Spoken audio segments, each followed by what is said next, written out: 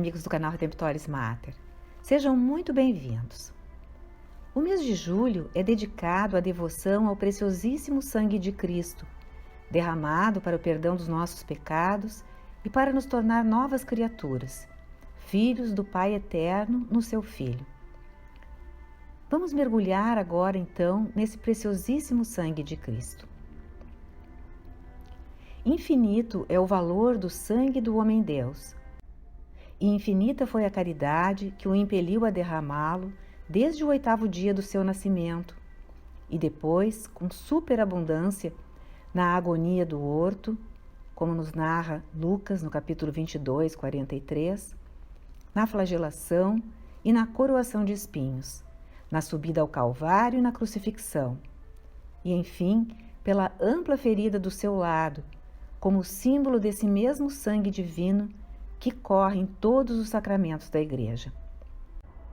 Por essas razões, São João 23 quis renovar na Igreja esse culto ao sangue de Jesus, afirmando que não só é conveniente, mas é também sumamente justo que a ele sejam tributadas homenagens de adoração e de amorosa gratidão por parte de todos os que foram regenerados nas suas ondas salutares. São João 23 escreveu a respeito a carta apostólica Inde a Primis, sobre o culto ao preciosíssimo sangue. As Escrituras nos ensinam reiteradamente o valor do sangue do Senhor. Pedro afirma que fomos libertados pelo Cordeiro de Deus mediante a aspersão do seu sangue. Primeira carta de Pedro, capítulo 1, versículo 2. E adiante acrescenta: porque vós sabeis que não é por bens perecíveis, como a prata e o ouro, que tendes sido resgatados da vossa vã maneira de viver, recebida por tradição de vossos pais, mas pelo precioso sangue de Cristo, o Cordeiro imaculado e sem defeito algum, aquele que foi predestinado antes da criação do mundo. Isso está no mesmo capítulo, nos versículos 18 e 19. Paulo enfatiza que Deus reconciliou consigo todas as criaturas por intermédio daquele que, ao preço do próprio sangue na cruz, restabeleceu a paz a tudo quanto existe na terra e nos céus. É a carta aos Colossenses, capítulo 1, versículo 20. A carta aos Hebreus ensina como podemos ter ampla confiança de poder entrar no santuário eterno, em virtude do sangue de Jesus. É o capítulo 10, versículo 19. A missão de Cristo é de reconciliação. Foi João Batista quem apresentou Jesus dizendo: Eis o Cordeiro de Deus que tira o pecado do mundo. E essas palavras cada sacerdote repete em cada Santa Missa ao apresentar o corpo do Senhor antes de os fiéis comungarem. É pelo Filho amado, pelo seu sangue, que temos a redenção, a remissão dos pecados, segundo as riquezas da sua graça, diz Paulo na carta aos Efésios, capítulo 1, versículo 7. Essa missão do Filho bem-amado a Igreja leva adiante, através do sacerdócio ministerial. Por meio dele é o Cristo que nos perdoa dos pecados e lava nossa alma com o seu precioso sangue. No livro dos Atos dos Apóstolos, Lucas narra que Paulo estava em Mileto e mandou chamar os anciãos de Éfeso. Então os exortou: Cuidai de vós mesmos e de todo o rebanho sobre o qual o Espírito Santo vos constituiu bispos, para pastorear a Igreja de Deus, que ele adquiriu com o seu próprio sangue. É o capítulo 20, versículo 28 dos Atos dos Apóstolos. O Catecismo da Igreja Católica, no parágrafo 982, ensina que não existe ninguém, por mais culpado que seja, que não deva esperar com segurança o seu perdão, desde que seu arrependimento seja sincero. Cristo, que morreu por todos os homens, segue o Catecismo, quer que em sua Igreja as portas do perdão estejam sempre abertas a todo aquele que recua do pecado.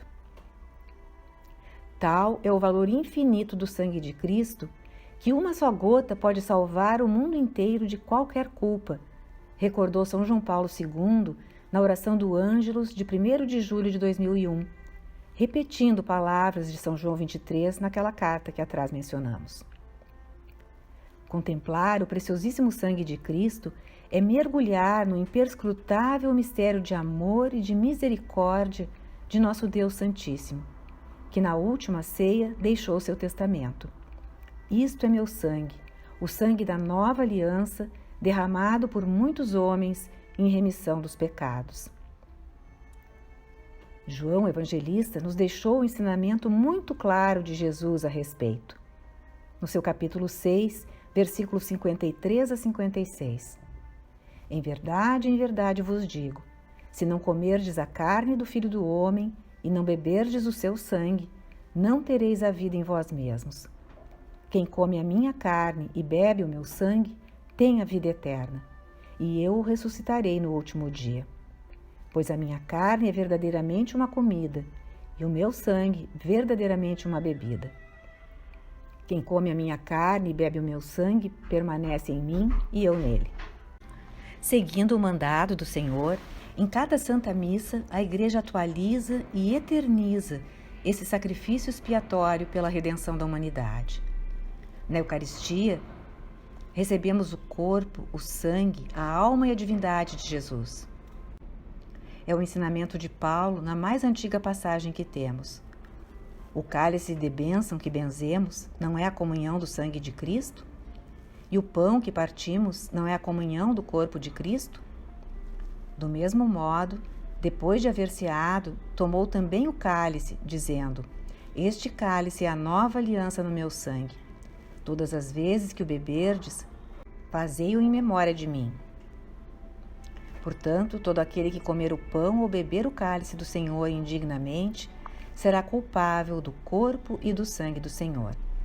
Essas passagens estão na primeira carta aos Coríntios, no capítulo 10, versículos 16, 17 e 22, e no capítulo 11, versículos 25 a 27.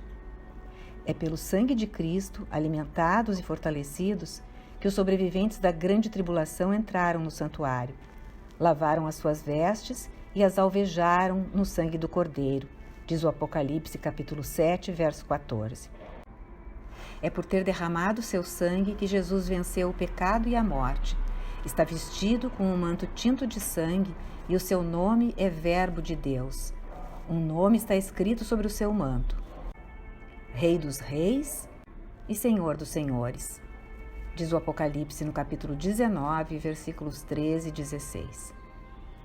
Com a fé fortalecida pela bênção da Palavra de Deus, que nos dá testemunho do valor do sangue do Cordeiro, pelo ensinamento da Igreja e iluminados pelo Espírito Santo, somos todos convidados a viver este mês de julho penetrados pelo sangue de Cristo, para com ele sermos restaurados de nossas feridas e levantados de nossos pecados. Reflitamos sobre tamanho bem que o Senhor nos concedeu. Sejamos agradecidos e o glorifiquemos pela devoção, a fé e, sobretudo, por nossas boas obras. Deus abençoe.